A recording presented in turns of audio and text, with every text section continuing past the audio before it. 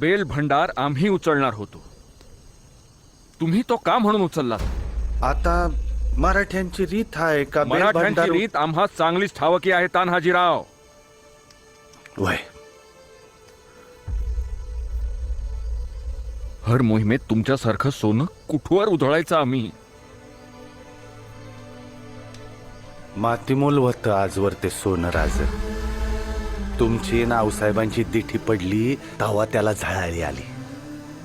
मग आता तुम्हीच सांगा, हे असलं सोनं तुमच्यावर, आऊसाहेबांवर, साम्राज्यावर वावळून नाही टाकायचं तर काय करायचं?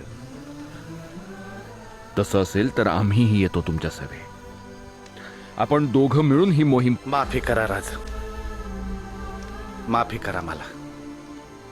अहो म्या गेलो तर शेकडो तान्हाजी भेटत्याल, पर त्या समद्यासनी मार्ग दाखवाया एक शिवाजी राज हवं ना. म्हणून म्हणतोय जाऊ द्या मला राज, जाऊ द्या मला. तान्हा, अरे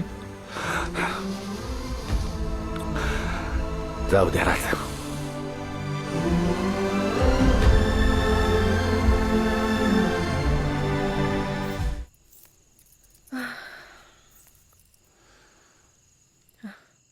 आजकाल लई गोष्टीला फळा लागला तुम्ही माझ्यापून. नाही कुठं काय. म्हणजे काहीच सांगायचं नाही तुम्हासनी? बर, मी विचारते, रायबाचं लगीन ठरल्या मुहूर्ताव करायचं का पुढे ढकलायचं? नाही, लगीन पुढे ढकललं नाही तर मोहीम कशी होणार?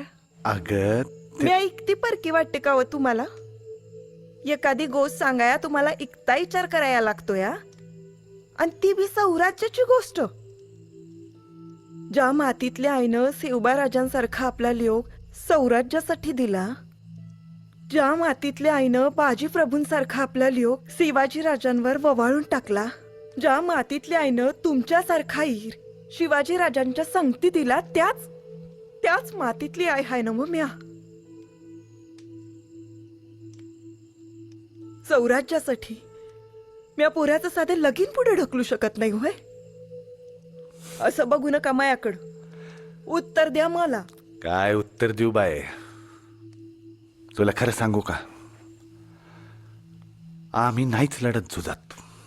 प्रत्येक मावळ्याच्या आईचं, बहिणीचं, अस्तुरीचं हे असं धीराचं बोल लढत असतात. आम्ही मावळं जर का तलवारीचं धारधार पात असलो तर ती तलवार तोलून धरणारी मूठ म्हणजे तुम्हा आयाबायांची ही ताकद आहे. आता उग माझ्या डोळ्या पाणी आणू नका, नाही तर परत म्हणाल का सुभेदाराची अस्तुरी रडती कशी काय म्हणून.